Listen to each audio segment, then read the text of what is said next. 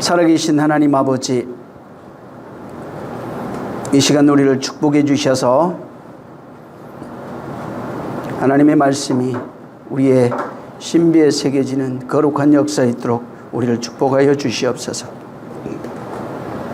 성령께서 오늘도 함께 하셔서 부족한 자의 입술을 사용하시고 마음의 생각과 뜻과 모든 의지를 다 주장해 주셔서 오직 성령에 사로잡히며 하나님의 깊은 것을 통달하신 성령에 이끌려 하나님의 것을 그대로 전할 수 있는 능력 있게 도와 주시옵소서. 또한 하나님의 것을 땅의 것으로 말하지 않고 땅의 것을 하늘의 것으로 말하지 아니하며 정말 하늘에 있는 그것을 그대로 우리에게 전하고자 하셨던 그 내용 그대로 전거할 수 있도록 성령께서 종의 입술을 사용하여 주시옵소서. 특별히 이 시간 성령이 함께해 주셔서 멀리서 함께 예비하고 또 영상을 통해서 말씀을 듣는 이들 함께 또 공부하며 기도하고 또 사모하는 심령들 모든 자들을 동일한 역사가 있도록 성령께서 인도해 주시옵소서. 함께 하시기를 원하며 예수 이름으로 축복하고 기도했습니다. 아멘. 자, 오늘 계시록 7장입니다.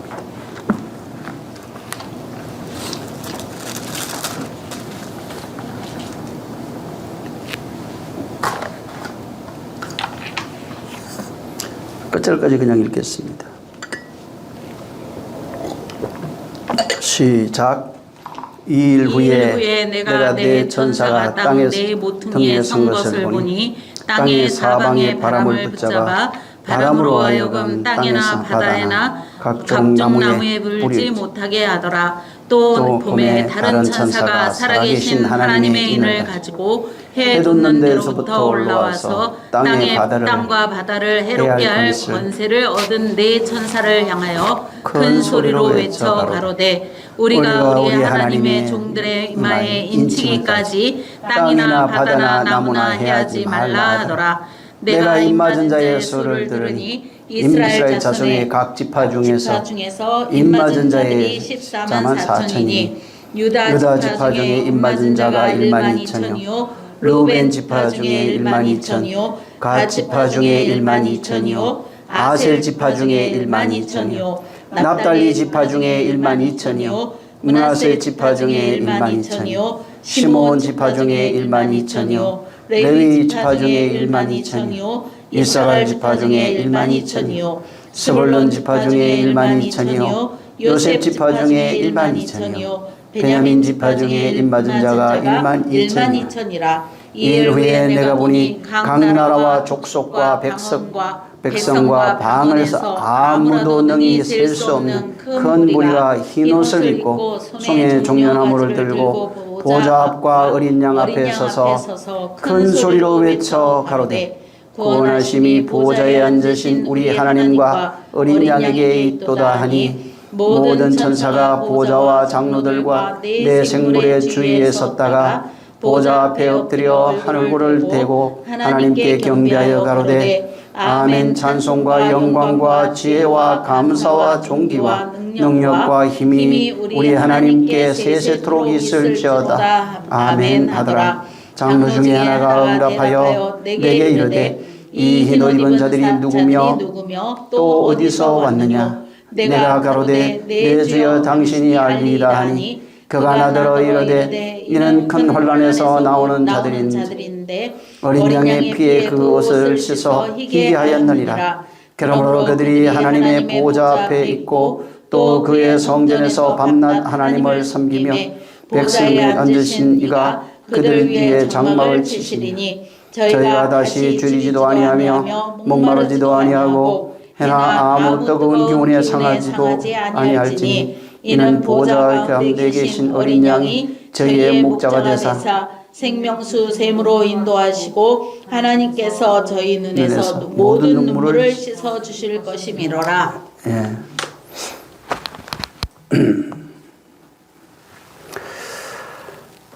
오늘 이 본문의 내용은 가장 많이들 오해하고 있는 것 중에 하나이면서도 가장 많이 궁금한 것, 또 가장 많은 해석이 있는 본문의 내용이기도 합니다. 그래서 오늘 이 14만 4천에 대한 내용을 말씀을 드릴 거예요. 근데 이 14만 4천이 도대체 뭔지.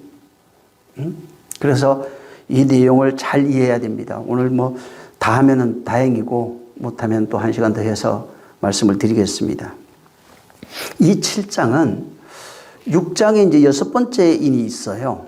그 다음에 이제 8장에 가면 7번째 인이 이제 떼어지는 겁니다. 자, 근데 이 6번째 인과 7번째 인 사이에 첨가된 내용이에요. 그게 이제 여기 7장에 보면은 이제 14만 4천 입맞은 자의 수가 나와요. 그래서 이스라엘 자손의 각 지파 중에 입맞은 자가 14만 4천이다 이렇게 되어 있는 겁니다. 그래서 이 내용이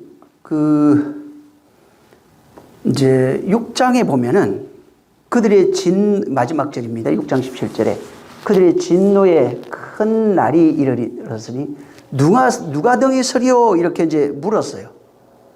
누가 등이 설 겁니까? 물으니까 여기 이제 7장에 그 내용, 이 6장 17절에 있는 내용에 대해서 이제 답을 누가 썼냐면 여기 입맞은 자들이 선다 이 내용이에요. 14만 4천이 선다. 그들이 14만 4천이다. 이렇게 말하는 겁니다. 자, 이 지금 6장 17절에 있는 내용은 하나님의 진노의 큰 날이 온다는 겁니다. 그래서 하나님의 진노의 큰 날이 오는데 그 날이 언제냐면은 성전이 무너지는 때입니다. 전에 지난번에 얘기했죠. 옛 성전이 무너지는 거예요. 옛 성전이 무너지고 새 성전이 이제 세워지는 날을 말합니다. 그게 큰 날이에요.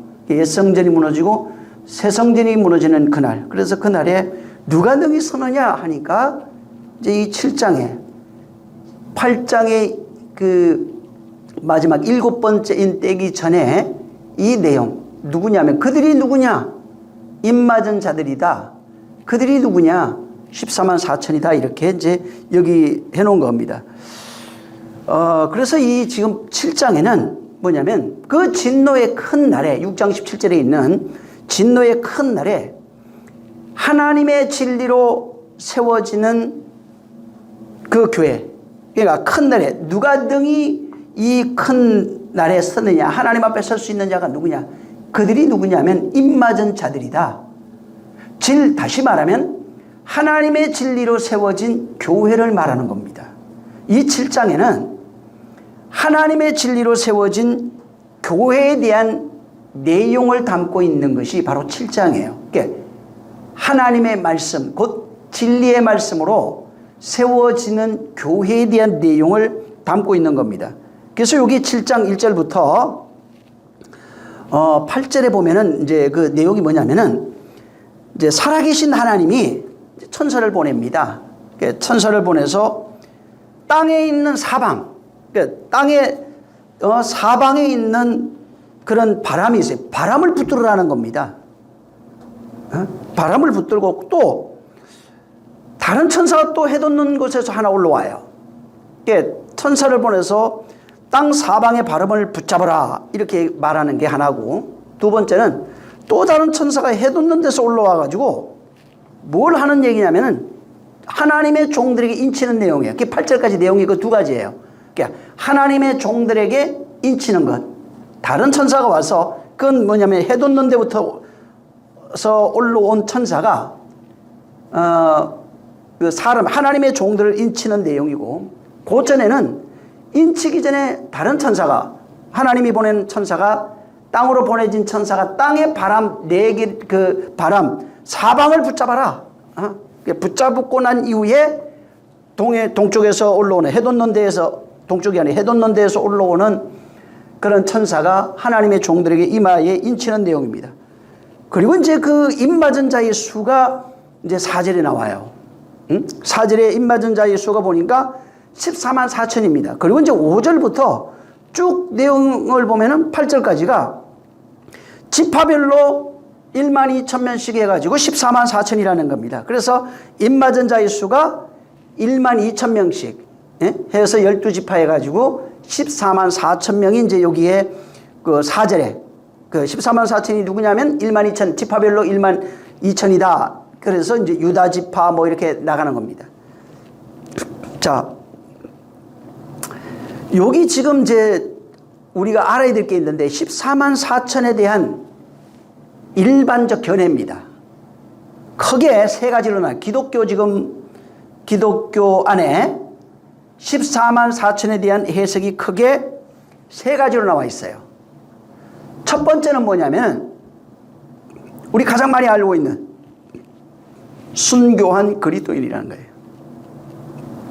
순교한 그리스도인.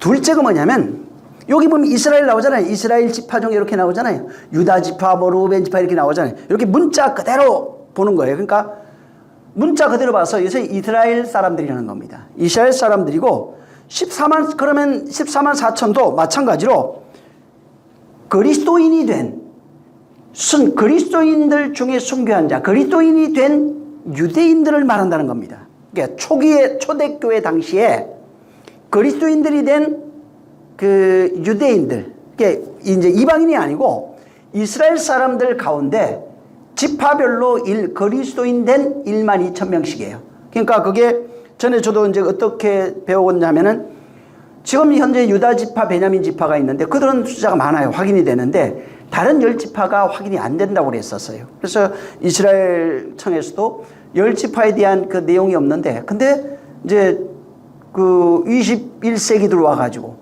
그 이스라엘 10지파가 쭉 하나씩 둘씩 발견되기 시작했다는 얘기를 들었어요. 그래서 아직 유다 지파나 베냐민 지파는 1만 2천 명이 됐는데 다른 지파가 아직 안 됐다. 2000년 동안 아직 안 된 거다. 그래서 2000년이 언제인지 모르지만은 보통 성경이 2000년마다 이렇게 이제 반복이 되잖아요. 역사가 거의.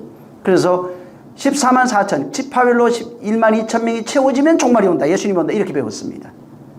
그래서 이제 두 번째 견해가 아까 얘기한 것처럼 이스라엘 중에 바로 그 성도, 순교한 성도들입니다. 첫 번째는 순교한 그리스도인들을 상징하는 거예요. 전체적으로 볼 때 순교한 그리스도인들이 14만 4천이다 이렇게 얘기를 했고, 두 번째는 이스라엘 지파들 중에 이스라엘 지파에서 유대인들, 그러니까 이스라엘 사람들 중에 14만 4천 지파별로 1만 2천 문자 그대로 본 겁니다. 그 다음에 이제 세 번째가 뭐냐면 상징적 해석이에요. 상징적 해석인데 이게 뭐냐면 유대인과 이방인을 포함한 그 다음에 포함한 그리스도 안에 있는 모든 교회, 완전한 교회된 자들, 그러니까 모든 이스라엘과 이방인을 포함해서 예수 그리스도 안에서 완성된 교회들을 말한다는 거예요. 그러니까 14만 4천은 상징적이라는 거죠. 그러니까 진짜 그 이스라엘이 아니라는 거죠. 네, 이런 식으로 이제 해석을 하는 겁니다. 자, 그리고 이 이제 세 견해가 있다 보니까, 그리고 또 한 견해가 뭐냐면 이제 이건 기독교라고 하긴 좀 그래요. 역사적으로 보면 이단들이 굉장히 많이 나타납니다.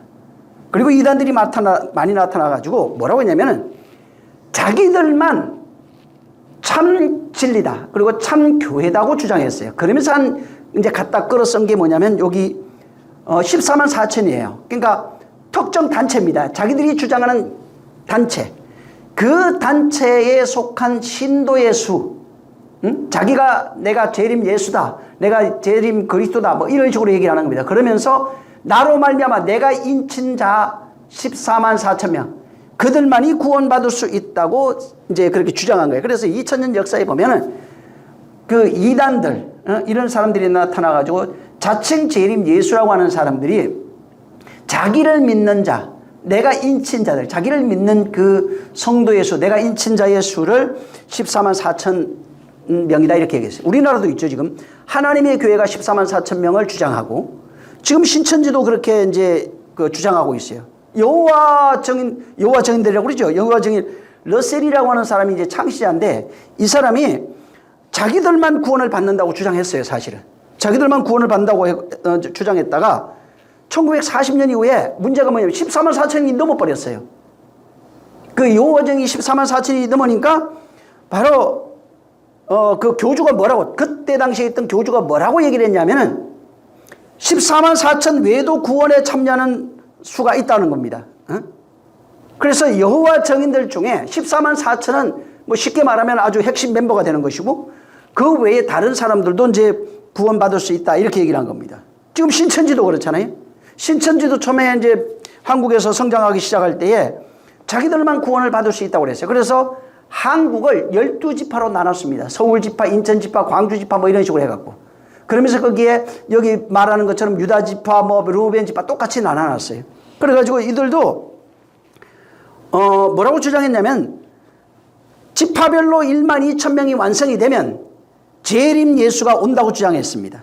그래서 재림 예수가 오시면 신천지인 자기들만 완전한 구원을 받을 수 있다. 그래서 그분이 우리들만 구원해서 바로 영생에 들어갈 수 있다고 주장한 겁니다. 근데 문제가 또 생긴 게 뭐냐면, 이 신천지가 14만 4천이 넘어버렸어요. 그러니까 뭐라고 주장했냐면은, 여기 14만 4천 중에도 중도에 배신할 자가 있기 때문에, 배도할 사람들이 있기 때문에, 그래서 확실한 것이 아니다. 그래서 배도하는 사람들을 빼고 나머지 중에 누가 이제 배도할지 모른다는 거죠. 그래서 다른 사람도 계속 전도해야 된다. 그리고 그들도 구원받을 수 있다, 이렇게 얘기를 한 겁니다. 그래서 이게 그렇게 하는 이유가 뭐냐, 이런 단체들, 이단이나 이런 단체들이 14만 4천을 끊임없이 주장하는 그 핵심 교리를 집어넣는 이유가 자기들의 교파의 성장입니다.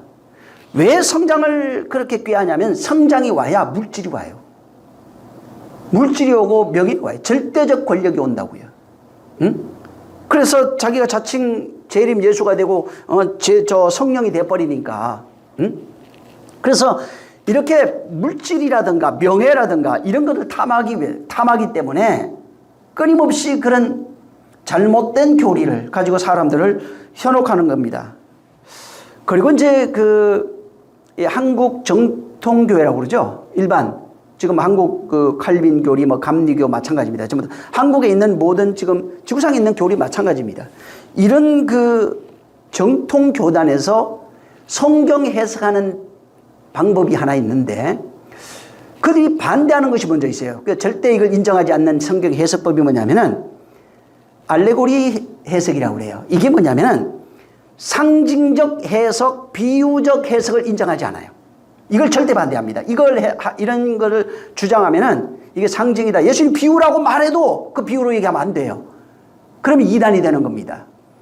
그러면서 이제 이들은 그래서 상징적 해석이나 비유적 해석 이래버리면은 굉장히 무시를 하고 상종을 안 하려고 그러죠. 왜? 저건 신학도 모르는 사람들이라, 이렇게 말합니다.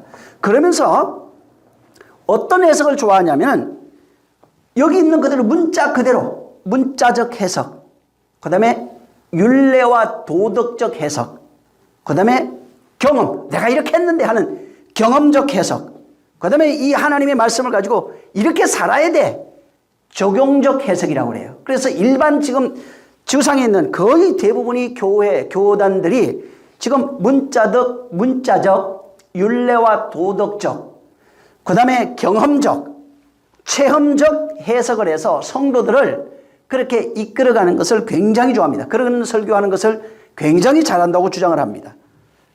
그리고 이제 일부 많은 사람들이 보면은 이제 일반 교회, 정통 교회들은 이런 상징 비유 해석하는 자들을 별로 좋아하지는 않습니다. 근데 일부 지금 상징적 해석, 비유적 해석하는 사람들이 있어요. 저도 이제 아는 사람들인데 이게 성경 비유와 상징 맞습니다. 근데 맞아요. 그게 맞는데 문제는 뭐냐면, 여기 계시록에 오면은 이거를, 여기도 마찬가지입니다. 성경 전체가 상징과 비유로 돼 있어요. 근데 문제는 계시록에 와서 조그마한 해석을 할 때, 여기 지금 14만 4천 같은 경우에 여기 해석을 할 때 이거를 상징과 비유로 해석하지 않고 문자로 해석해요. 또 그러니까 상징과 비유가 맞다고 막 해석하는 사람들이, 저도 몇 년 전에 그런 사람 알았었어요. 그래서 상징과 비유로 해석하다가 계시록만 딱 보면 문자로 또 해석을 해버려요. 율례와 도덕, 그래서 열심히 믿어야 돼, 잘 믿어야 돼, 전부 다 이런 식으로 해석을 하는 겁니다. 응? 어떤 이들은 보면은 구약에 있는 이야기들이 있습니다. 굉장히 많은 이야기들. 거기에 있는 그런 축복, 저주, 심판의 말씀들이 있는데 이걸 문자로 해석해요. 구약 성경을 문자로 해석합니다. 근데 여기 계시록에 오면은 이건 이 사람들은 반대예요. 계시록에 오면 이 사람들은 전부 다 또 상징으로 해석해요. 어떤 사람은 상징과 비유로 해석하다가 계시록만 오면은 문자로 해석하고, 어떤 사람은 성경을 문자로만 해석하다가 문자로 보고 도덕과 율례로 보다가 여기 계시록에 와서는 또 상징과 비유로 해석합니다. 그러니까 뭔가 이게 전혀 안 맞는 얘기예요. 그러니까 어떤 원칙도 없고 기준도 없는 겁니다. 그냥 자기 입맛에 맞춰서 자기 이익을 위해서 그냥 해석하는 거예요. 아니면 누가 그냥 카더라고 하는 해석을 하는 겁니다. 그래서 자기의 어떤 생각이나 의지가 없는 겁니다. 자, 여기 먼저 이제 14만 4천에 대한 내용인데, 지금 우리 기독교 내에 여러 가지 이야기들을 제가 말씀을 드렸어요. 자, 그리고 이 14만 4천에 대한 견해도 말씀을 드렸어요. 그래서 초대교회에 있던 뭐 성도들이다, 유대인들이다, 혹은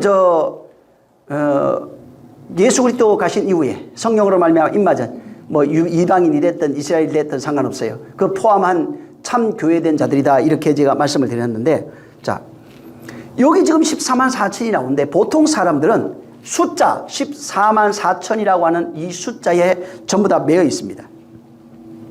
이 14만 4천은 구원받은, 걔가 엄밀하게 얘기해서 구원받은 성도의, 구원받은 교회를 상징한다라고 말할 수는 있는데 정답은 아니에요.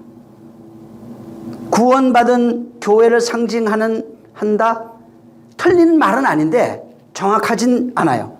자, 그러면 14만 4천이 문자적으로 14만 4천이 맞느냐? 그것도 아니에요.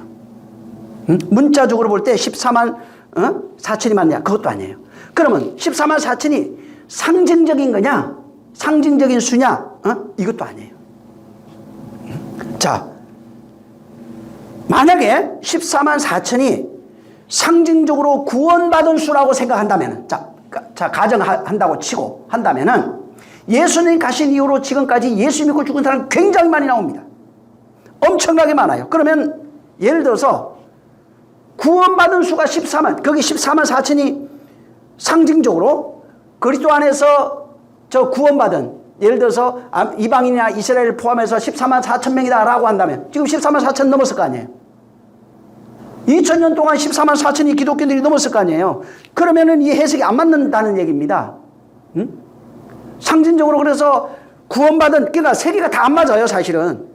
이게 다 2000년 동안 구원받은 수가 14만 4천 명이 안 됐겠어요? 우리나라만 해도 몇 명인데 지금. 예수 믿는 자가 얼마나 많아요. 그러니까 또 이제 뭐라고 그러냐면은 그 중에서 진짜 그건 가짜들이고 진짜들만이라고. 말도 안 되는 얘기 이제 그냥 갖다 막 붙이는 겁니다. 그냥 어거지로. 그건 말도 안 되는 얘기예요. 자, 14만 4천은 수가 아니에요. 여기 14만 4천이라고 돼 있다고 사람들은 자꾸 14만 4천 그러니까 숫자 14만 4천이라고 생각합니다. 근데 이 14만 4천은 수를 말하는 게 아니라 교회 자체를 말하는 거예요. 교회 자체. 구원받은 수가 아니라 교회 자체를 말하는 겁니다. 교회 존재 자체를 말한다고요. 그래서 14만 4천은 잘못 이해하면 상징적인 수라고 합니다. 근데 상징적인 수라고 말하면은 자꾸 사람들은 상징이라는 말보다는 수라는 말에 더 관심이 많아요. 그래서 14만 4천, 1만 2천 명씩 그러면은 사람은 전부 다가 수 14만 4천 내가 거기 들어가 안 들어가 이거에 관심이 있다 이 말이에요. 14만 4천은 아까도 얘기했지만은 구원받은 교회 자체예요. 구원받은 숫자를 말하는 것이 아니라 구원받은 교회 자체를 말하는 거예요. 구원받은 교회를 상징한다. 그러니까 맞긴 맞는데 조금 달라요. 그러니까 교회 상징하는 것이 아니라 그 자체를 말한다고요. 비유하는 것이 아니라 구원받은 교회 자체를 14만 4천으로 표현하는 겁니다. 근데 사람들이 보통 수하면은 뭐 1만 2천 명 혹은 14만 4천 명 이러면은 전부 다 내가 이 수에 들어갔는지 안 들어갔는지. 그게 이제 신천지가 부흥하는 게 그거예요. 14만 4천에 들어가야만 구원받을 수 있다고 그러니까 있는 힘을 다하는 겁니다. 그래서 막 재산 다 팔고 막 부모 다 버려요. 그래서 부모 떠나라고 그러잖아요. 응? 처자식 다 버립니다. 전 재산 다 팔아버립니다. 왜? 거기에 들어가야 되니까. 그래서 목숨을 걸어요. 거기 안 들어가면 안 되니까. 그러니까 있는 재산 다 긁어 모아서 다 파산하는 겁니다. 내가 볼 때는 신천지 이만희 저 교주 죽으면은 아마 저 탈퇴하는 사람 엄청나게 많을 거예요. 왜? 이만희 교주 안 죽는다고 그랬어요. 그 구원자가 오실 때까지 안 죽는다고 그랬어요. 그래서 살아서 부활한대요. 내가 보기에는 죽을 거야 아마. 응? 근데 알아야 되는 게 성경은 우리가 생각하는 수, 아라비아 숫자 1, 2, 3, 4, 5, 6 이런 거 있잖아요. 여기에 관심 전혀 없습니다. 14만 4천은 아라비아 숫자가 아니에요. 교회 자체예요. 응? 교회 자체. 구원받은 교회 자체. 자, 이걸 어떻게 할 수 있냐면은 여러분 여기 놔두고 에스겔서를 보세요. 9장. 에스겔 9장에 있는 내용을 여기다 옮겨놓은 거예요. 에스겔서 9장. 이거 저 다 봐야 되는데 시간이 어떻게 될지 모르겠네 이거. 9장 건너뛰면서 좀 읽을게요. 그냥 제가 나중에 여러분 9장을 꼭 11절이니까 그냥 한번 보시죠. 자, 시작. 그가 큰 소리로 내 귀에 외쳐 가라사대 이 성읍을 관할하는 자들로 각기 사륙하는 기계를 손에 들고 나오게 하라 하시더라. 내가 본적 6사람이 북향한 문길로 쫓아오는데 각 사람의 손에 살육하는 기계를 잡았고 그 중에 한 사람은 가는 베옷을 입은 허리에 서기관의 먹그릇을 찼더라. 그들이 들어와서 놋제단 곁에 섰더라. 그룹에 머물러 있던 이스라엘 하나님의 영광이 올라 성전의 문지방에 이르르더니 여호와께서 그 가는 베옷을 입고 서기관의 먹그릇을 찬 사람을 불러 이르시되 너는 예루살렘 성읍 중에 순행하여 그 가운데서 행하는 모든 가정할 일로 인하여 단식하며 우는 자의 이마에 표하라 하시고 날 듣는데 또 그 남은 자에게 이르되 너희는 그 뒤를 쫓아 성읍 중에 순행하여 아껴 보지도 말며 국률을 베풀지도 말며 늙은 자와 젊은 자와 처녀와 어린아이와 부녀를 다 죽이되 이마에 표 있는 자에게는 가까이 말라. 내 성수에서 시작할지니라 하시매 그들이 성전 앞에 있는 늙은 자들로부터 시작하더라. 그가 또 그들에게 이르되 너희는 성전을 더럽혀 시체로 모든 뜰에 채우라. 너희는 나아가라 하시매 그들이 나가서 성읍 중에서 치더라.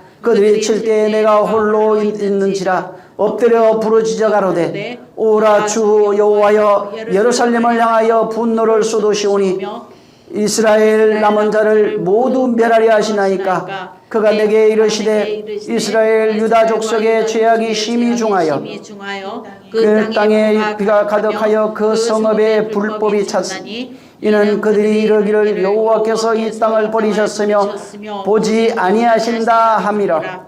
그러므로 내가 그들을 아껴보지 아니하며 국률을 베풀지 아니하고 그 행위로 그 머리에 갚으시리라 하시더라. 가는 베옷을 입고 허리에 먹그릇을 찬 사람이 복명하여 가로되 주께서 내게 명하신 대로 내가 준행하였나이다 하니라. 지금 에스겔이 여호와의 권능이 임하고 난 이후에 저 14절부터 이렇게 쭉 보면은 8절에도 여호와의 전으로 들어가는 북문에 막 일어나요. 그러니까 성령이 이제 하나님의 신이 나를 끌고 가는 겁니다. 그러면서 이제 환상을 보고 들은 이야기, 자기가 본 얘기를 여기 기록해 놓은 겁니다. 그래서 여기 보면은 1절에 이제 죽이는 무기예요. 이게 이제 여기 살육하는 기계인데 뭐가 되겠죠? 칼이나 뭐 이런 게 되겠죠. 살육하는 기계, 죽이는 무기를 손에 들고 나오라 이제 하시는 거예요. 그리고 이제 또 한 사람이 누구냐면 먹물찬 서기관이 나와요. 자, 그리고 이제 먹물찬 서기관에게 뭐라고 얘기를 하냐면은 우는 사람 이마에 표하라는 거예요. 다른 사람한테 표하면 돼. 우는 사람 이마에 표하는 거예요. 표예요. 똑같은 표입니다. 이게 계시록에 나와요. 우는 사람 이마에 표하는 거예요. 그러면서 6절에 가면은 모든 사람을 다 죽여라. 남자, 여자, 처녀, 어린이 뭐 다 할 거예요. 젊은 사람, 늙은 사람, 아이 다 죽여야 돼요. 근데 뭐라고 하냐면은 죽이는데 표 있는 자에게는 가까이 하지 말아라. 남은 자들. 그리고 그러면서 그들이 성전 앞에서부터 시작해요. 이 제단이잖아. 놋제단이에요. 아직 성소에 못 들어간 게 뜰입니다. 응? 자, 여기 죽이는 성전 앞에서부터 시작한 거예요. 그 다음에 이제 8절에 보면은 이 주 여호와 예루살렘을 향하여 분노를 쏟으시니까 남아있는 자들이 있어요. 남아있는 자들이 모두 멸절하게 됩니다. 이렇게. 다 죽게 될 겁니다. 그 다음에 이제 11절에 가면 가는 베옷을 입고 허리에 먹그릇을 찬 사람이 복명에서 명한 대로 내가 다 했습니다. 자, 여기 보면은 9절에 우는 자의 이마에 표를 하라고 말했어요. 그러면서 뭐라 하냐면 표가 없는 사람에겐 국류를 베풀지 말라는 거예요. 표 있는 사람은 죽이지 말고 표 없는 사람은 모두 죽이라는 겁니다. 이게 예루살렘을 향해서 분노를 쏟으셨다는 겁니다. 그가 바로 예루살렘을 향해서 이 성소부터 나와요. 그래서 여기 6절부터 보면 내 성소에서부터 시작해라.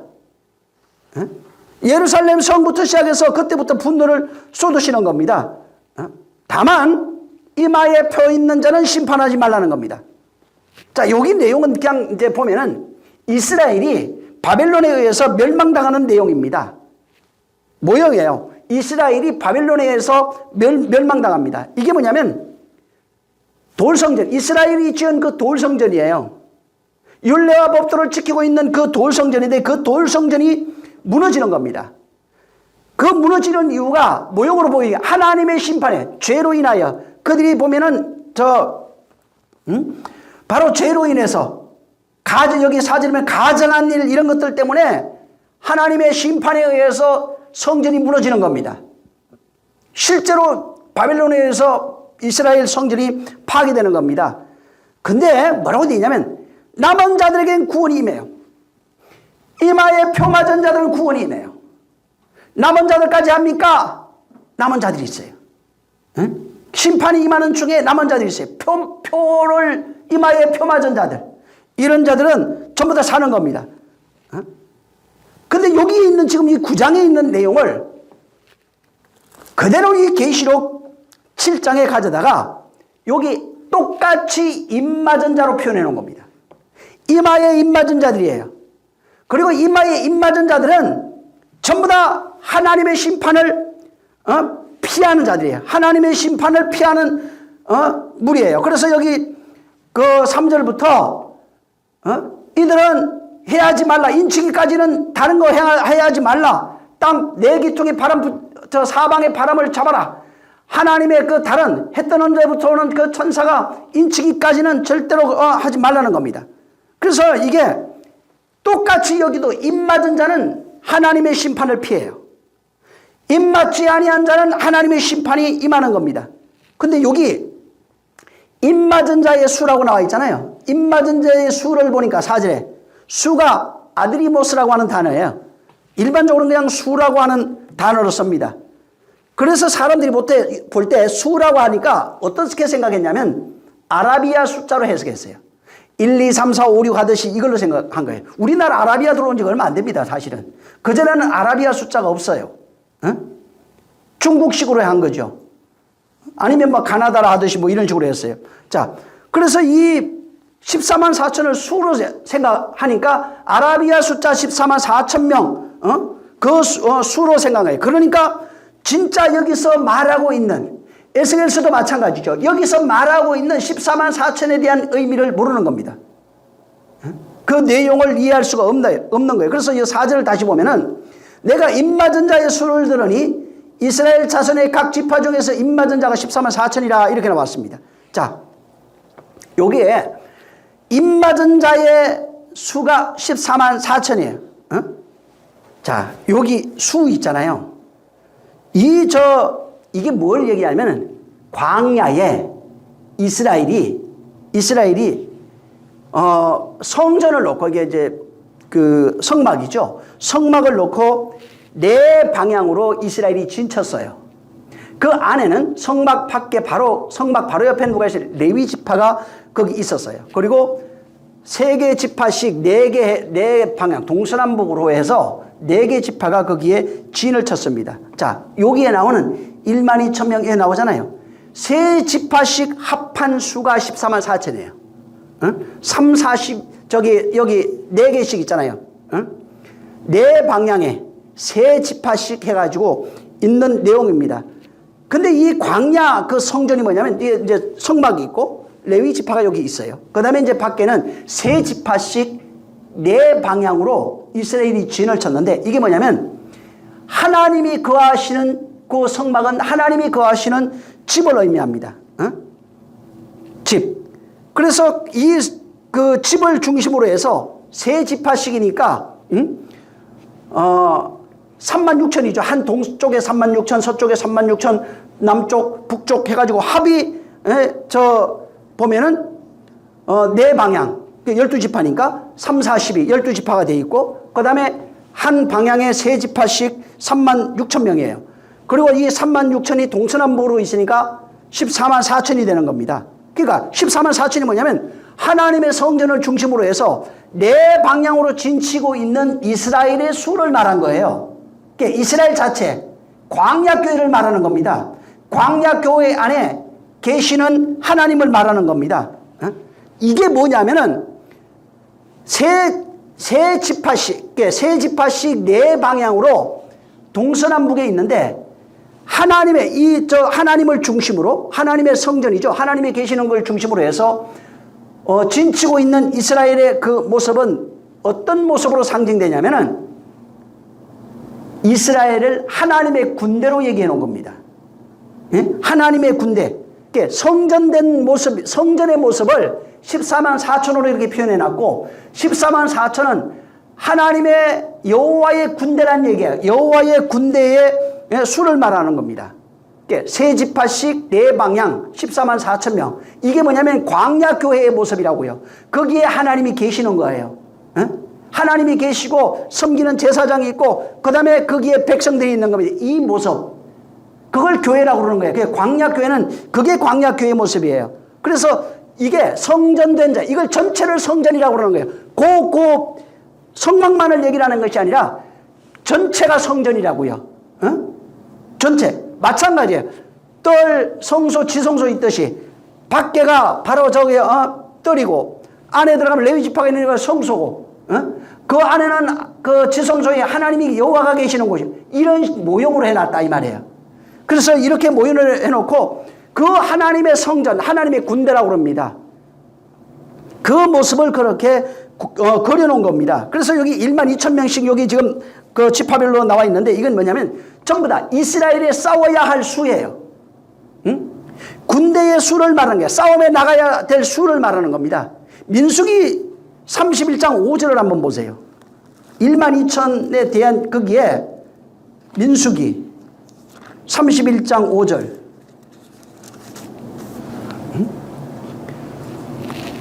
4절 5절을 읽습니다. 이게 지금 12,000명이 뭐냐면 군대를 얘기를 해요. 군대. 싸움에 나가야 할 군대를 상징하는 겁니다. 4절 5절 시작. 이스라엘의 모든 지파에 대하여 각 지파에서 1,000인씩을 싸움에 보낼지니라 하며 매 지파에서 1,000인씩 이스라엘 1만 중에서 2천인을 택하여. 그러니까 1만 2천이라는 게 뭐냐면 뭘 의미하냐면 싸움에 나가야 할 군대를 얘기하는 거예요. 싸움에 나가야 할 그 군대입니다. 그 다음에 여호수아 8장 25절 같은 데 보면 뭐냐면 싸움에 나가야 할 군대인데 죽어요. 그래서 여호수아 8장 25절이나 시편 60편 1절 같은 데 보면은 죽는 자의 수예요. 싸워서 그러니까 싸움에 나가는 자도 12,000명이고 싸움에 나가서 죽어야 돼요. 죽는 자의 수도 12,000이에요. 그래서 나중에 한번 여호수아 8장 25절이나 시편 60편 여호수아는 봐요. 그냥 안 되겠다. 여호수아 8장 25절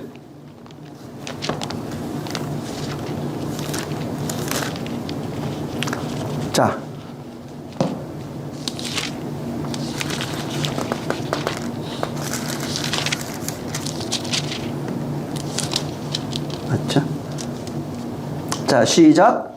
그날에 아이 사람의 전부가 죽었으니 남녀가 12,000이라. 예.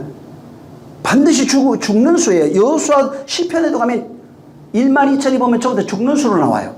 그러니까 이게 싸움에 나가는 자도 저 12,000이고 죽는 자도 12,000이고 뭐 이런 식으로 되어 있어요. 그래서 이게 하나의 상징이라 이 말이야. 응? 그래서 12,000은 이스라엘이 싸우러 나가야 할 지파의 수를 상징하는 겁니다. 그리고 그 군대는 죽어야 돼요. 응? 하나의 그 모형입니다. 그래서 요 지금 14만 4천이 뭐냐면 이스라엘 광야에 나가 있는 이스라엘의 그 숫자, 군대의 숫자입니다. 14만 4천. 하나님의 군대, 여호와의 군대라고 그래요. 마나임이라고 그랬는데 여호와의 군대라고 합니다. 그러니까 이게 하나님의 성전을 중심으로 한 그 군대. 그래서 그 성인이라고 그러잖아요. 싸움에 나갈 수 있는 나이를 딱 정했어요. 응? 그 나이가 돼야 되는 겁니다. 자, 그래서 자, 구약에는 이렇게 그 광야교회 모형이라고 그러잖아요. 광야교회 혹은 이스라엘의 군대라고 그럽니다. 싸움에 나가야 할 군대.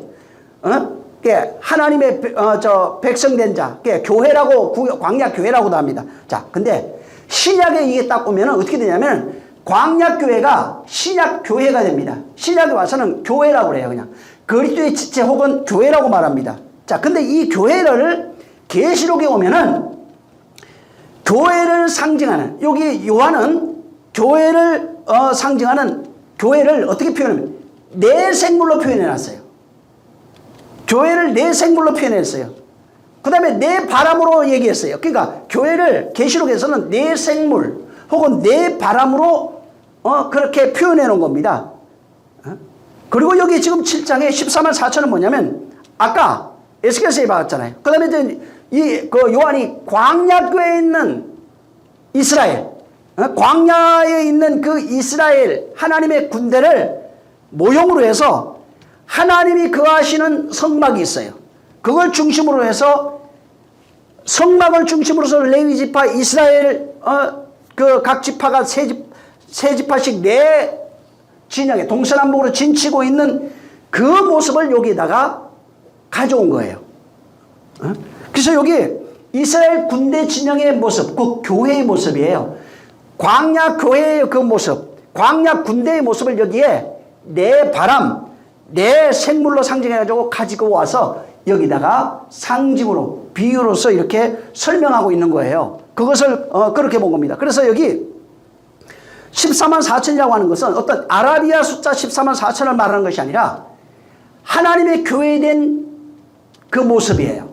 하나님의 나라가 된 모습이에요. 그러니까 하나님의 나라 혹은 교회를 상징하는 겁니다. 이게 완성된 교회, 완성된 나라의 모습을 그렇게 설명하고 있는 거예요. 14만 4천으로.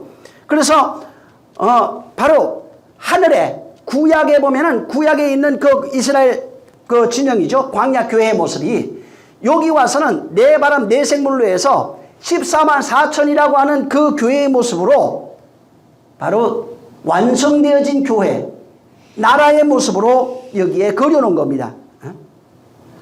바로 하늘에 있는 그 하나님의 나라가 있어요. 하늘에서 완성된 그 하나님의 교회. 모세가 보죠. 성막을 지을 때 하늘에 있는 것의 모형을 봅니다. 히브리서 8장에도 나와 있죠. 그것의 하늘에 있는 것의 모형이라고 말합니다. 또 다윗도 마찬가지입니다. 다윗도 보면은 다윗도 성전을 지을 때 하나님의 손에 그려줬다고 그랬어요. 직접. 모세는 하늘에 있는 것을 직접 봤다고 그랬고 다윗은 하나님이 직접 손에다 그려줬다고 말했습니다. 이 땅에 있는 것은 뭐예요? 본래 하늘의 원본이 있다는 겁니다. 하늘에 완성된 하나님의 나라가 있는 거예요. 하나님의 어떤 하나님이 그리는 완성된 그 모습이 있는 거예요. 자, 그 모습을 이 땅에 완성하는 그 모습이 광야교회입니다. 모세가 거기에다 펼쳐놓은 거예요. 하늘에 본 것을. 이 땅에 마찬가지로 다윗도 마찬가지로 하나님이 그려준 그 내용을 펼쳐놓은 겁니다. 신약교회도 마찬가지입니다. 예수 그리스도로 말미암아 이 땅에 하나님의 나라를 완성하는 거예요. 하나님의 교회를 완성하는 겁니다. 그래서 하나님의 교회를 하늘에 있는 하나님의 나라 혹은 그 하나님의 교회죠. 그것을 완성하는 그 모습, 이 땅에서 완성되어지는 모습을 요한이 환상으로 본 거예요. 14만 4천으로. 그리고 이것을 하늘에 있는 것, 하늘에 완성되어 있는 그 모습을 이 땅에 하늘의 것을 가져다가 이 땅에 펼치는 것을 뭐라고 얘기를 했냐면은 장막을 치다. 여기도 나와 있죠. 장막을 치다. 그걸 또 여기 저 15절에 나와 있어요. 그들 위에 보좌에 앉으시니가 그들 위에다가 장막을 치는 겁니다. 이게 뭐냐면 함께 거하다 이런 거예요. 함께 거하시는 내용이에요. 그래서 여기 7장 15절에 보면은 그들 위에 장막을 치시리라. 그래서 여기 지금 그 위에 뭐 당연히 뭐 저 에피겠죠, 그거는. 위에 뭐 가까이 이런 거고. 그다음에 장막을 치다 이게 이제 단어들 스케노라고 하는 단어인데 뭐냐면 거주하다 이런 뜻이에요. 장막을 친다는 게 뭐 텐트 쳤다는 얘기가 아니라 그들과 함께 거주하다 그 내용입니다. 요한복음 1장 14절에 보면은 이 단어가 같이 쓰여지는데 말씀이 육신되어 우리 가운데 거하심에 이거예요. 그게 거하다. 그러니까 장막 치다가 같은 단어예요. 그러니까 같은 내용이에요. 장막 친다는 게 텐트 쳤다는 얘기가 아니라 우리와 함께 거한다는 겁니다. 계시록 21장 3절에도 저희와 함께 거하시리니 할 때 그 거하시리도 마찬가지예요. 그게 장막 치는 거예요. 그러니까 하나 되어 거하는 모습을 장막을 치다 이렇게 표현해 놓은 겁니다. 자, 그래서 하나님이 함께하고 있는 그 모습, 여기 그 모습, 그 교회의 모습이에요. 하나된, 그분과 하나된 교회의 모습, 구원받은 완전한 구원이 되어져 있는 그 교회의 모습을 그대로 그려낸 겁니다. 그래서 이게 하늘에 있는 것들이 이 땅에 장막을 치는 겁니다. 하늘의 그 내용, 하늘의 그 교회, 완성된 그 나라가 이 땅에 장막을 치는 거예요. 그 하는 거예요. 이 내용을 예수님이 마태복음 6장에 보면은 우리에게 기도를 가르쳐 주시옵소서 하니까 주님이 하늘에 계신 하늘에서 이루어진 그 뜻이 이 땅에도 이루어지게 하옵소서. 이 땅이 우리예요. 이 땅바닥 얘기하는 것이 아니라 하늘에 계획되어 있는 그 내용, 그 교회입니다. 하나 되어지는 영혼이 거하는 그 교회예요. 그 내용이 이 땅 곧 나예요. 우리 혼입니다. 마음이에요. 여기에서 이루어지는 내용입니다. 그래서 창세기 1장도 보면은 전부 다 그 내용이에요. 하늘에서 그 이루어진 그 뜻, 계획되어지는 그 뜻, 그 완성되어진 그 뜻이 이 땅 곧 내 안에서 이루어지는 얘기가 창세기 얘기예요. 전부 다. 계시록도 마찬가지입니다. 여기 그 계시록 전체가 뭐냐면 하늘에서 이루어진 그 뜻이 하늘의 뜻이에요. 하늘의 뜻이 땅에서 곧 나에게서 이루어지는 내용으로 되어 있는 거예요. 그 이루어지는 내용의 모습을 여러 가지로 설명하고 있는 거예요. 이렇게 이루어지고 저렇게 이루어지고 이렇게 깨지고 저렇게 깨지고 이렇게 죽고 저렇게 살고 전부 다 이런 식으로 되어 있는 겁니다. 그래서 이게 하늘의 뜻이 이 땅 된 나에게 이루어지는 내용으로 창세기부터 계시록까지 설명하고 있는 겁니다. 그러니까 창세기도 전부 다 그 얘기예요. 계시록까지 다 그 얘기입니다. 1절에 창세기 1장 1절에 베레시트라고 하는 게 있어요. 하나님의 언약이라고 그러죠. 그게 뭐예요? 베레시트가 하나님이 거하시는 당신의 집을 짓겠다는 겁니다. 당신이 거하시는 집을 짓겠다는 거예요. 어디에? 이 땅에. 이 땅이니까 이 땅 헛땅이라는 얘기가 아닙니다. 우리 안에 하나님이 이 땅 된 나에게 혹은 마음 거기에 당신이 거하시는 집을 세우겠다고 하는 약속이 베레시트예요. 당신이 거하시는 집을 짓겠다는 거예요. 당신이 짓겠다는 겁니다. 우리가 짓는 게 아니고 우리는 지을 수가 없어요. 당신이 그것을 짓겠다는 겁니다. 그리고 거기에 그 집을 짓는데 그 집, 하나님이 짓는 그 집이 뭐냐면 에덴 동산이에요. 하나님이 거하시는 그 집이 바로 에덴 동산이라고요. 그 에덴 동산을 사람들이 볼 수 있도록 펼쳐놓은 게 성막이에요. 그게 성전이에요. 그래서 보이지 않는 그 성막이 있잖아요. 성막은 인간들이 볼 수 있도록 해놓은 것입니다. 그리고 그 모습은 에덴 동산이에요. 에덴 동산 하나님과 우리가 함께 거하는 곳이에요. 에덴 동산은 하늘에 있는 하나님의 뜻이에요. 이 땅에 펼치겠다고 하는 하나님의 뜻이에요. 그 뜻을 따라 에덴 동산이 펼쳐져요. 하나님이 거하시는 곳이에요. 하나님의 집을 만드는 겁니다. 그 집을 인간이 볼 수 있도록 성막, 성전으로 만들어 놓은 겁니다. 그래서 이 성막이나 성전이나 마찬가지예요. 예수님이 또 이 성전을 헐라 내가 새롭게 짓는다 이렇게 얘기했잖아요. 성령으로. 그게 뭐냐면 하나님이 어디에나 계시죠. 온 만물 속에 그분은 계시지 않는 곳이 없어요. 근데 그분이, 어디에나 계시는 그분이 이제 한 장소에만 거하겠다고 하는 약속이 베레시트예요. 무슨 얘기냐면 그분이 나와 영원히 함께 거하겠다는 겁니다. 어디에나 계시는 그분이, 온 세상 계시는 그분이. 성막이 뭐냐면 하나님은 어디에나 계신데 여기 있겠다는 거예요. 나중에 이걸 찾아볼 텐데 역대하 2장, 6장, 7장 전부 다 그런 얘기예요. 성전 짓는 얘기입니다. 그리고 뭐라고 얘기하면 짓고 나면 거기에 내가 거기 있다고 말해요. 하나님이 크신 분입니다. 우리가 손으로 지은 성전에 거할 수 있겠습니까? 우리는 다만 이름만 모시겠습니다. 이렇게 모형으로 해놨어요. 응?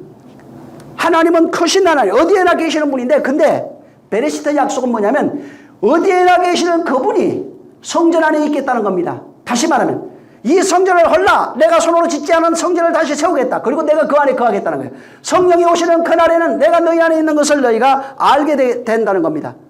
그래서 이 성막이 뭐냐면은, 성막은 보이는 어떤 그 솔로몬이 세웠던 거 이런 걸 얘기를 하는 게 아니에요. 그건 모형이고 손으로 짓지 아니한 성도인 우리 자신을 말합니다.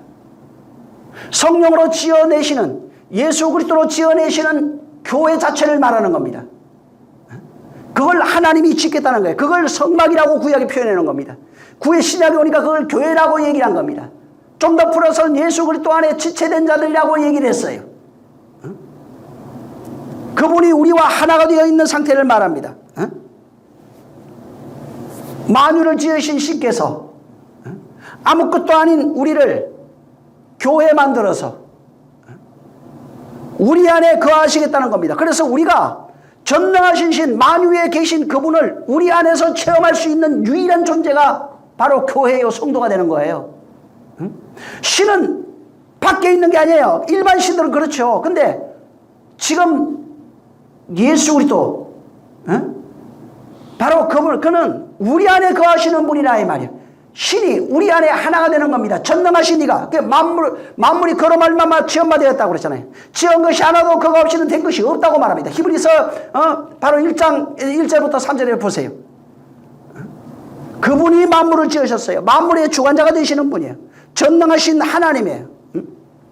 근데 그를 우리는 보지 못해요. 볼 수 없는 그분이 우리 안에 거하시는 경험이 교회예요. 성도는 그분이 내 안에 거하시는 것을 경험한 자가 바로 성도입니다. 교회 다니는 자가 성도가 아니고 그와 하나 된 자가 성도예요. 그래서 신은 볼 수 없어요. 내 밖에 있는 분이었어요. 내 밖에 전능자로 계시는 분이었어요. 근데 그 내 밖에 전능자로 있는 그분이 내 안에 생명으로 들어와서 내 안에 하나 되어져 있는 신으로 존재하는 겁니다. 그래서 전능하신 그가 지금 여기 있다 저기 있다 하는 것이 아니라 너희 안에 있다. 바로 여기 있다 저기 있다 하는 것이 아니라 우리 안에 있는 거예요. 그래서 진짜 교회는 신을 멀리서 찾는 것이 아니라 내 안에서 찾는 겁니다. 내 안에 하나 되어 있어요. 그래서 신을 어떻게 보여줘요? 나로 보여줄 수밖에 없는 겁니다. 보이지 않는 하나님, 몸 밖에 있으면 그는 나와 상관없어요. 그러면은 그냥 그분은 신이요. 나는 그냥 피조물일 뿐입니다. 근데 그가 나와 하나 되면 내가 교회가 되는 거예요. 내가 성도가 되는 겁니다. 그래서 신이 지금 전능하신 분이 내 밖에 있잖아요. 그러면은 그분을 섬겨야 하는 전능자로서 자존자로서 있고 나는 피조물로 있는 겁니다. 그러면 어떻게 돼요? 공경하고 섬겨야 되는 신이 되는 것밖에 없는 겁니다. 그래서 내 밖에 신으로 존재한다면 그분이 그냥 그분을 섬기는 것밖에 없어요. 그분과 그냥 하나의 어떤 전능자, 나는 피조물, 나는 공경해야 될 뿐, 그분은 나를 다스려야 될 뿐, 나는 영원히 그 앞에 복종해야 될 뿐, 이런 식으로 영원히 타자로 있는 것밖에 없는 겁니다. 그래서 이게 내 밖에 있는 신, 이게 잘못, 내 밖에 있는 신으로 존재합니다. 내 밖에 있는 신만 계속 강조하잖아요. 그러면은 바로 하나님이 종교가 돼버려요. 섬겨야 될 그 대상으로 봐봐요. 그래서 내 밖에 있는 신만 강조하면은 하나님을 경험하지 못해요. 반대로 또 내 안에 있는 신만 강조해요. 내 밖에 있는 신을 인정하지 않아요. 그러면은 신이 주관적 신이 돼버립니다. 주관적 경험이 돼버린다 이 말이에요. 주관적 신이 되는 거예요. 그래서 신은 뭐예요? 지금 우리가 아는 예수 그리스도 내 밖에서 역사하시는 하나님이면서 내 안에서 역사하시는 하나님이야. 나와 하나 되어 있는 하나님이야. 그래서 하나님은 역사하는 분이 내 밖에서 역사하는 분이 맞지만 내 안에서 일하시는 분이에요. 에? 나와 하나 된 분으로 역사한다. 그게 교회예요. 에? 그게 그리스도예요. 나와 하나 된 분으로 일하시는 분이에요. 열왕기 상 한번 보세요. 8장.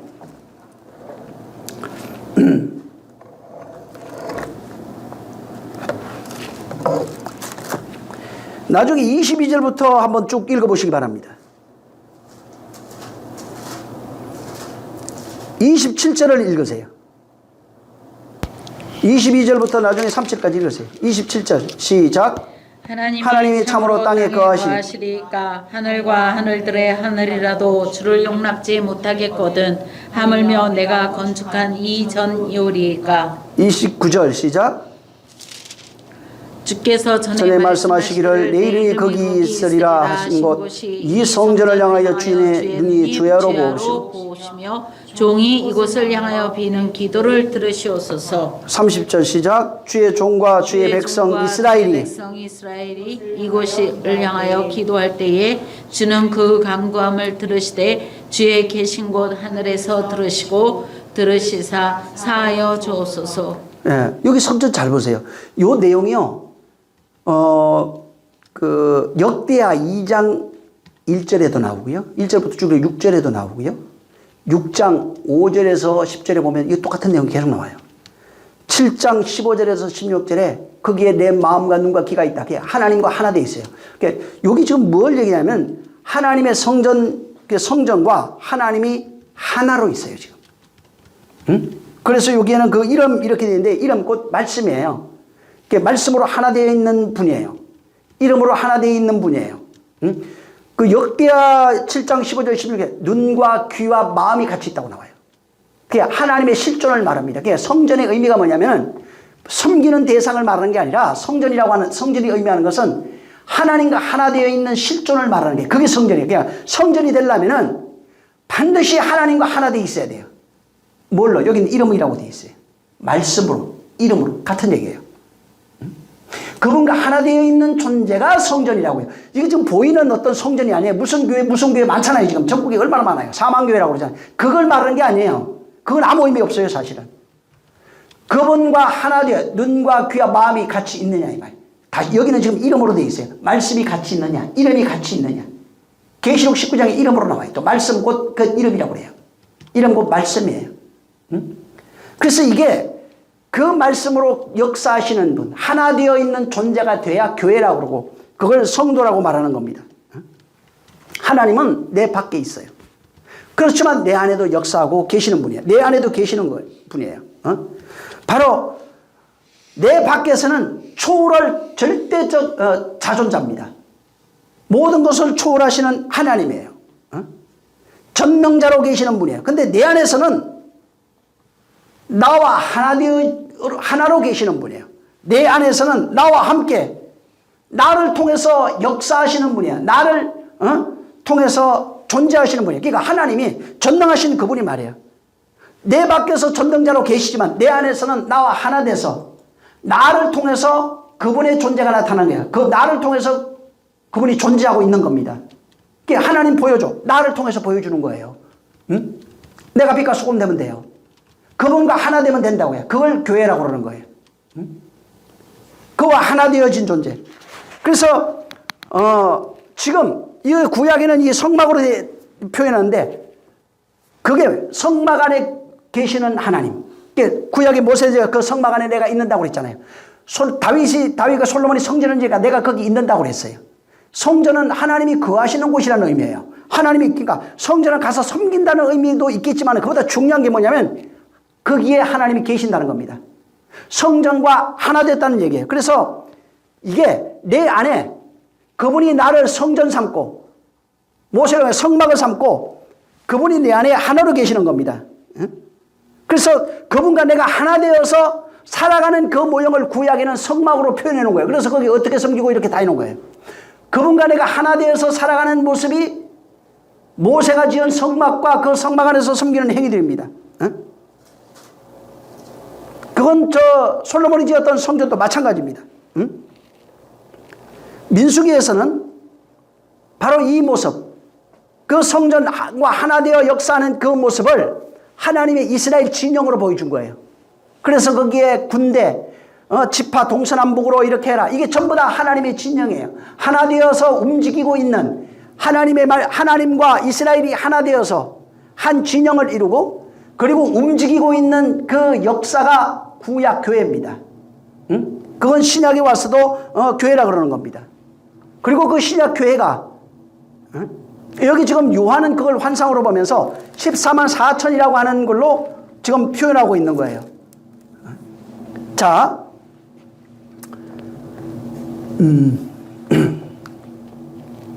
수에 대해서 이게 지금 시간이 애매하긴 한데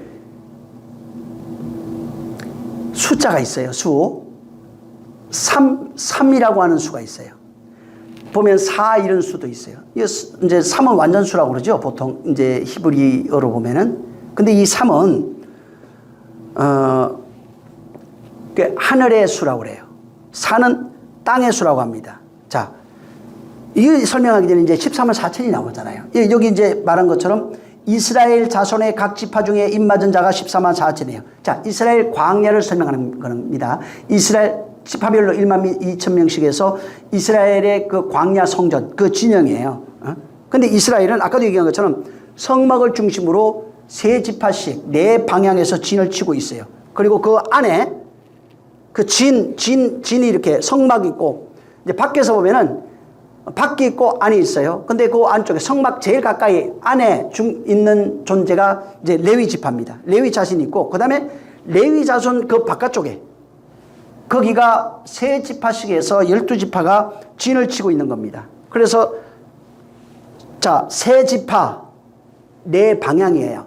세 지파 네 방향 12지파 이렇게 나와요. 자, 보세요. 3 네 방향 4 합이 12지파입니다. 12지파 1만 2천 명씩 해서 14만 4천 명이에요. 자, 요게 전부 다 성전을 얘기하는 거예요. 성전의 모형이에요.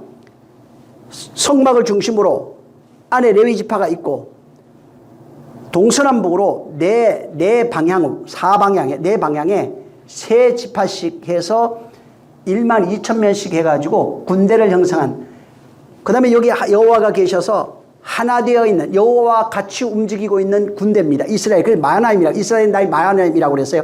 하나님의 교회, 하나님의 군대를 상징한다고 그랬어요. 자, 그럼 여기 세 지파가 있고 네 방향이 있잖아요. 3이라고 하는 게 뭘 얘기를 하냐면 하늘의 수입니다. 4는 이 땅의 수예요. 자, 보세요. 4가 있잖아요. 3은 하늘의 수, 4가 이 땅이에요. 하늘과 땅이 합해지면 7이에요. 응? 하늘과 땅이 합해지면 7이에요. 두 개가 더해진 거예요. 합해지면 7이고 2, 3, 4가 곱해지면 12예요. 응? 자, 이 7은 땅과 하늘이 합해졌어요. 합해지면 언약이라고 하는 안식이 이루어져요. 그래서 3, 4가 3 개씩 네 방향으로 있는 이것이 합해지면은 이게 바로 하나님의 언약, 7의 언약이 완성이 돼요. 7의 언약이 완성이 되면은 안식이에요. 모형으로 해놓은 거예요. 3, 4가 합해지면은 7의 언약이 완성이 되고, 그 7의 언약이 완성이 되면은 하나님의 약속한 언약이 이루어지는 겁니다. 자, 12가 3, 4가 곱해지면은 12가 되잖아요. 자, 3과 4가 곱해졌어요. 곱해지면은 12라고 하는 하나님 아들이 되는 거예요. 그래서 10의 12아들이에요. 3, 4가 곱해지면은 하늘과 땅이 언약이 이루어지면 7의 안식이 되고, 3과 4가 곱해지면은 12아들이 돼요. 자, 7은 하늘, 땅과 하늘의 하늘이 물리적으로 합쳐졌어요. 합쳐져서 만들어진 수예요. 물리적으로. 이 3, 4가 하나님의 언약이 이 땅에 이루어졌다 이 말이에요. 이것이 그 하늘과 땅이 합해져 가지고 연합돼서 완성된 수가 7이에요. 하나님의 언약이 있어도 땅이 없으면 그 언약이 실현이 안 되는 거예요. 일방적으로 있는 게 아무 소용없어요. 그거는 하나님의 그 언약이 이 땅에서 하늘의 언약이 이 땅에 이루어지면은 7의 언약 안식이 된다고요. 하늘의 언약이 이 땅에 이루어지면은 7의 언약 안식이에요. 안식이 완성이 돼요. 그걸 7로 얘기한 거예요. 그래서 7이 상징하는 게 뭐냐면 안식일이에요. 안식일. 7의 언약, 그것이 완성된 게 안식이에요. 안식일이라고요. 그래서 안식일 준 거예요. 하나님의 하늘의 언약이 이 땅에 이루어진 내용이 7의 언약. 그것이 완성되면 안식일. 완성된 7의 언약이 완성된 자가 들어가는 게 안식. 7일날 우리 주일을 쉰다는 얘기가 아닙니다. 그게 아니라 하나님이 언약이 완성된 자가 되면은 너희는 나의 언약에 안식일에 들어오라고 그러잖아요. 하나 되는 걸 말해요.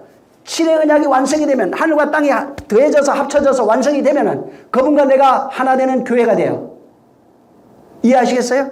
그분과 내가 하나 된다고요. 교회가 되는 거예요. 그게 안식이라고요. 그래서 안식은 제7째 날 들어간다는 얘기가 아니라 하나님과 내가 하나 되어서 거하는 것이 안식이에요. 그걸 안식일이라고 그래요. 응? 자, 이건 아까는 3과 4가 물리적으로 합쳐진 거잖아요. 근데 이게 이제 12는 뭐냐면 땅과 하늘과 땅이 화학적으로 완전히 결합해 버린 거예요. 응? 모든 체질이 같아져 버린 거예요. 모든 조건이 같아진 거예요. 그래서 결합해 가지고 하나가 된 수예요. 하나가 된 것. 그러면 아들이 되는 거예요. 하늘의 뜻이 땅에서 이루어진 상황을 얘기하는 거예요. 이루어진 거예요. 이건 하늘의 뜻이 땅에 이루어지면 아들이 되는 거예요. 12라고 하는 아들이에요. 12아들이라고 표현하는 거예요, 그게. 그래서 12아들이 되려면은, 그러니까 다시 말해서 12라고 하는 아들이 되려면은 7의 안식을 경험해야지 12아들이 되는 거예요. 12라고 하는 아들이 된다, 이 말입니다. 3과 4는 얘기했죠. 하늘의 뜻이 3이라고 하는 하늘이에요. 4라고 하는 이 땅입니다. 두 개가 더해지면 7이에요. 하늘의 언약이 이 땅에 이루어지면 안식이 된다는 겁니다.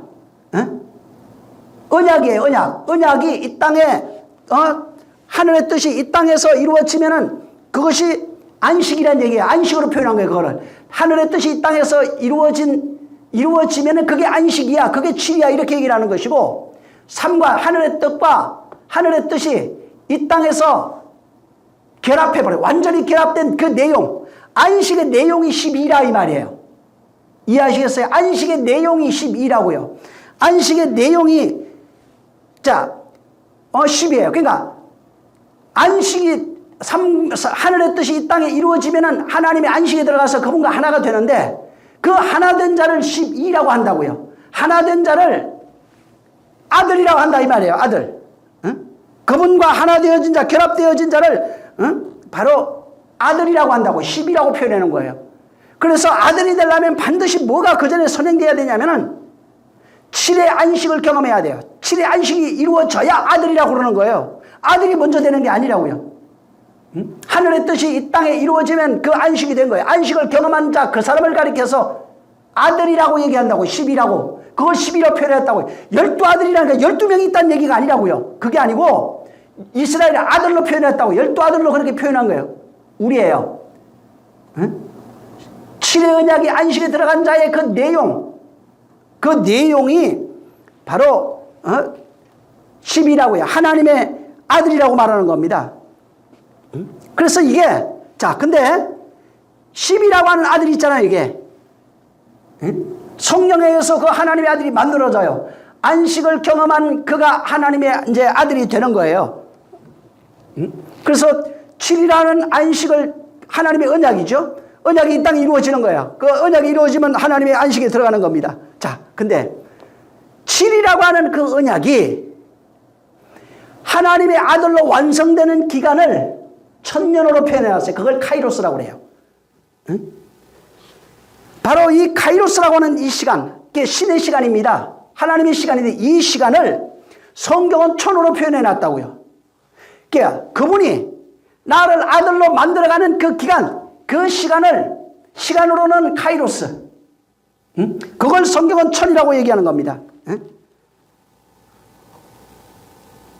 근데 이 7이라고 하는 언약이 내 안에서 시작되는 시간이 있어요. 그냥 하나님의 언약이, 자, 이제 언약이 있을 거 아니야. 내가 알았어요. 내가 그 언약을 알았어요. 그리고 그 언약이 이제 하나님의 계획대로 그 언약의 시작이 파괴, 심판이라고 그랬잖아요. 파괴가 일어나는 시간이 14일이에요. 이게, 그래서 나중에 14일을 보면, 여러분 저 노아 홍수 있죠? 하나님의 언약을 받고 문 닫고 14일. 그때 비가 와요. 자, 지금 3월인데, 예를 들어 3월이, 그러니까 이스라엘의 절기는 6월절입니다. 6월이 언제예요? 그달 14일이에요. 저녁부터 시작해요. 죽음이 와야 돼요. 응? 14라고 하는 것은 하나님의 언약이 이제 실현되기 시작하는 시간부터예요. 그게 14예요. 그래서 14라고 하는 숫자를 이렇게 들어가 보면은, 14가 나중에는 완성되면 14만 4천, 교회라고 표현하는 겁니다. 하나님의 그 시간이 시작되는 그 시점, 하나님의 파괴하고 다시 세우는 거라고 그랬잖아요. 파괴가 없으면 다시요. 율법이 죽어야 돼요. 율법의 파괴를 말합니다. 예수의 죽음이 율법의 파괴예요. 그게 나의 죽음으로 와야 돼. 옛사람의 죽음으로 표현한 겁니다. 바울은. 그 죽음이 와야 하나님의 아들로 다시 나오는 겁니다. 옛사람이 죽어야 새 사람 되는 거예요. 거긴 새 사람이라고 했고 하나님의 아들이라고 얘기하는 거예요. 그래서 레위기 23장 5절에 보면 14일을 나중에 찾아요. 6월절의 시작 그때 나와요. 14일부터 하나님의 시작, 이제 하나님의 시간이 시작되는 겁니다. 그래서 이게 하나님의 이 저 천이 지금 그때부터 하나님이 시작한 하나님의 언약이 하늘에 있는 그 언약이 내 안에서 내가 받았어요. 그리고 그것이 이제 실현되기 시작하는 게 14일이에요. 그리고 그 기간을 카이로스라고 그래요. 하나님의 시간 카이로스인데 그걸 성경은 천으로 표현해 놓은 거예요. 천. 근데 이 천이 그 히브리 단어로 가보면은 내가 저 그때 이게 드린 거 있을 거예요. 이렇게. 거기에 보면은 알레프라고 합니다. 이 알레프라고 하는 단어가 1과 천을 의미해요. 1이기도 하고 천이기도 해요. 그래서 성경은 하나님이 뭐라고 해요? 하나님은 천년이 하루 같고 하루가 천년 같다는 게 1이에요. 그 알레포예요. 천년이 하루 같고 하루가 천년 같다는 거예요. 요거를 다른 말로 어떻게 표현해 놨냐면은 하나님은 알파와 오메가라고 표현한 거예요. 또 하나님은 알파와 오메가. 그 다음에 또 뭐라고 그랬어요? 하나님은 시작과 끝. 1과 천이에요. 전부 다. 1과 천. 곧 알레프를 얘기를 해요. 하나님의 그 베레시트의 언약이 1이에요. 완성된 모습이 천이에요. 그걸 알레프라고 하는 거예요. 그래서 하나님은 다시 말하면 1로 시작해요. 1로 시작해서 천으로 완성하는 거예요. 그것을 천은 천년 왕국으로 이렇게 표현해 놨어요. 그 시간, 하나님의 시간이라고 그래요. 그걸 천년왕국이라고 그랬어요. 그래서 1이라고 하는 단어도 마찬가지고 천이라고 하는 단어도 알레포입니다. 전부 다. 그게 하나님의, 자 보세요.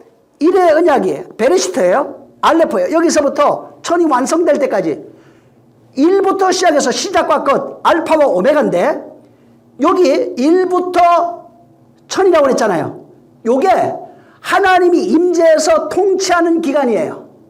이거 절기로의 6월절부터 시작해서 장막절까지 가는 그 기간을 하나님의 시간 카이로스예요. 요게 하나님의 통치 기간이라고요. 하나님이 역사하는 시간이에요. 그게 그달 14일부터 시작합니다. 그래서 요게 하나님의 통치 기간 1. 알레포가 완성되기까지 처음과 끝이 될 때까지 시작과 끝이 될 때까지 1과 천이 될 때까지 1부터 시작해서 천으로 완성되는 기간 요게 하나님의 통치 기간이라고 그러고 요 통치 기간을 천년왕국이라고 그러는 거예요. 어려운가? 이 통치 기간 시작과 끝 그 시작과 끝이라고 하는 그 하나님의 통치 기간이 내 안에서 일어난다고요. 그걸 천년왕국이라고 그래요. 하나님의 통치 기간을 천년왕국이라고 그래요. 응? 하늘의 뜻이 이 땅에 이루어지는 기간이 통치 기간 천년왕국이라고 해요. 응? 일로 시작해서 천으로 완성하는 거. 알레포가 시작과 끝이라고요. 그게. 응? 시작과 끝이 되면 다시 1이에요. 그 끝이 다시 1이라고요. 원 같아요. 원. 1로 시작해서 다시 돌아가니까 원래 1이에요. 한 바퀴 돌았는데 천이라고 하는 걸 돌으니까 다시 1이라고요. 그게 1이 완성된 모습이에요. 응? 그래서 계시록 20장 4절에 가면은 그 하나님의 통치 기간이 나와요. 거기 보면은 그리스도와 더불어 천년 동안 왕노를 타리라 되어 있어요. 바로 그거예요. 그분이 오셔서 나를 만들어가는 그 기간이 천년왕국이에요. 그분이 통치하는 기간이라고요. 나를 파괴하고 다시 세우는 기간이에요. 그거를 그렇게 거기에다가 표현해 놓은 겁니다. 그래서 이 천이 뭐냐면 하나님의 임재, 일은 하나님의 언약이에요. 하나님의 약속이에요. 근데 그 약속이 천으로 완성이 돼요. 하나님의 통치와 임재와 통치 기간을 말하는 겁니다. 그분이 오셔서 나를 통치하고 만들어가는 기간이 천년왕국으로 이렇게 표현하는 겁니다. 그래서 이 천년왕국은 물리적 시간 천년이 아니에요. 물리적 시간 천년을 말하는 것이 아니라 하나님의 말씀이 성취되는 그 기간을 말해요. 하나님의 언약이 내 안에 들어와서 성취되는 그 기간을 천년왕국으로 표현하는 거예요. 그 통치하는, 그게 이루어지는, 말씀이 이루어지는 기간을 통치하는 하나님의 나라라고 그랬어요. 통치하는 기간이에요, 그게. 일로 시작해서, 하나님의 언약이 일로 시작해서 하나님의 말씀으로 통치해서 천으로 완성되어지는 그 기간이 천년왕국이라고. 그래서 하나님의 말씀이 우리 안에서 나를 통치하는 그 시작점이 천년왕국이에요. 그걸 14일로 표현해놨어요. 하나님의 언약이 와서 이제 직접 그게 성령이 역사하는 기간이 그때가. 언약이 내 안에 들어와서 그가 죽으시고 하나님이 역사하는 기간. 하나님이 역사하시는 시간. 그래서 이게 그 통치가 이루어지는 기간이 일로 시작해서 천으로 완성되어지는 교회의 삶이에요. 하나님이 내 안에 이루어지는 그 삶을 말하고 있는 겁니다. 그 통치 기간이 있어야, 그러니까 지금 여기 아까 성전 얘기했잖아요. 하나님의 성전이라고 하는 의미는 이 건물이란 얘기가 아니에요. 하나님이 함께 거하시는 장소를 얘기를 해요. 하나님의 성전이 되어야 되는 겁니다. 그래서 성전을 지으라는 거예요. 성전을 짓고 난 이후에 하나님이 거기 있을 것이다. 그리고 내가 거기 있을 거야. 그리고 거기 있으면은 너희는 이렇게 섬겨야 돼. 그리고 진영은 이렇게 짜야 되는 거야. 하고 전부 다 모욕으로 해놓은 겁니다. 그걸. 성막을 중심으로 레위 지파를 두고 12지파를 둔 거예요. 세 지파씩 네 방향으로 둔 거예요. 이게 하나님의 백성이에요. 교회를 말한다고요. 그분이 함께 거하시는 장소예요. 하나님의 뜻이 이루어지는 장소를 말하는 겁니다. 그리고 그 이루어지는 그 시간을 여기서 14만 4천이라고 하는 교회를 상징하면서 그 교회를 그가 만들어 가겠다는 겁니다. 자, 다음 시간에 좀 이어서 좀 더 말씀을 좀 드리겠습니다. 이게 나중에 이제 14만 4천 여기 좀 더 찾아보고 천년왕국에 대한 내용도 조금 더 말씀을 좀 드리겠습니다. 그래서 이게 진짜 이 14만 4천이라고 하는 것은 계속 이제 몇 번 더 여기 설교를 하겠지만은 말씀을 드리겠지만은 14만 4천이라고 우리가 말하는 14만 4천 명 해가지고 이 숫자 이게 아닙니다. 그러면 다른 게 진짜 안 보여요. 아까도 얘기했죠. 에스겔서가 본 그 내용. 이마에 입 맞을 때까지. 입 맞은 자는 해하지 않습니다. 그러나 그 전에 파괴가 있어요. 인치고 파괴해버리는 거예요. 죄인들을 남은 자라고 그래요. 또 이걸 잘 한번 오늘 보셨던 그 에스겔서 있는 하고 내용하고 여기 있는 것들도 한번 보시고 좀 찾아보시기 바랍니다. 그 다음에 성전의 의미도 한번 찾아보세요. 성전의 의미가 뭔지. 우리 건물 짓는다고 그러는데 건물 짓는 거 아닙니다. 성전은 하나님이 거하는 성전은 하나님이 짓는 거예요. 하나님의 손으로 짓는 겁니다. 우리가 짓는 게 아니에요. 그래서 모세도 보니까 하나님이 명하신 대로 짓는 거예요. 하나님이 짓는 거예요. 다윗도 마찬가지입니다. 예수님도 사람의 손으로 짓는 성전에 거하지 아니하고 당신의 손으로 짓는 성전에, 성령으로 짓는 성전에 거하시는 분이에요. 정말 하나님의 성전 되시기를 예수님으로 축원합니다. 하나 된 자 되시기를. 하나님의 존재, 실존이 내 밖에 있으면 전능하신 분이에요. 그러나 내 안에 나로 있으면 그분이 나로 하나님의 존재를 나타내시는 거예요. 역사하는 겁니다. 기도하겠습니다. 기도할 때 주여 정말 내가 하나님의 교회로 존재하는 자가 될 수 있도록 나를 좀 축복해달라고 같이 기도하겠습니다. 살아계신 하나님 아버지 감사합니다. 축복해 주셔서 정말 하나님의 교회로 만들어져가는 당신의 손으로 만들어져 하늘의 뜻이 이 땅에 이루어지는 그 역사, 주님이 가르쳐준 그 기도의 주기도문의 그 내용이 하늘의 뜻이 이 땅에서 이루어지는 그 역사가 내 안에서 체험되어질 수 있도록 역사하여 주시옵소서. 그래서 너희는 이 여호와의 안식에 들어오라 말씀하셨사오니 그 안식에 하나된 자로 존재하는 정말 칠의 언약이 완성된 자로 존재하는 자들이 되게 하시고 그 완성된 자로 존재함으로써 하나님의 언약이 완전히 나의 것 됨으로써 완전히 내가 아들이라 칭함을 받기에도 부족함이 없는 자들이 되게 하여 주시옵소서. 성령이 우리를 주장하시기를 원합니다. 말씀을 듣는 모든 심령들 위해 큰 복을 더하여 주셔서 주관적, 도덕적, 윤리적 또 역사적, 종교적 관점이 아닌 하나님의 성령에 의해서 성경이 풀어지며 그 말씀들이 내 안에 체험되어져서 하나님의 것이 되어지는 놀라운 역사를 경험하게 도와 주시옵소서. 그러므로 안식에 들어간 자 진정으로 자유한 자가 되게 하여 주시옵소서. 성령이 함께 하시기를 원하며 예수 이름으로 축복하고 기도했습니다. 우리 주님이 가르쳐준 기도하고 마칩니다. 하늘에 계신 우리 아버지여 이름이 거룩히 여김을 받으시오며 나라에 임하옵시며 뜻이 하늘에서 이룬 것 같이 땅에서도 이루어지리이다. 오늘날 우리에게 일용할 양식을 주옵시고 우리가 우리에게 죄진 자를 사하여 준 것 같이 우리의 죄를 사하여 주옵시고 우리를 시험에 들게 하지 마옵시고 다만 악에서 구하옵소서. 나라와 권세와 영광이 아버지께 영원히 싸움나이다. 아멘. 하나님 아버지 감사합니다. 정말 인침받은 성도들이 되게 하여 주시옵소서. 하나님의 약속이 완성되어진 자들이 되게 하여 주시옵소서. 하나님이 함께 하시고 정말 우는 자들이 되게 하여 주시옵소서. 우리 모든 영광 하나님께 돌리겠습니다. 수고 많이 하셨습니다.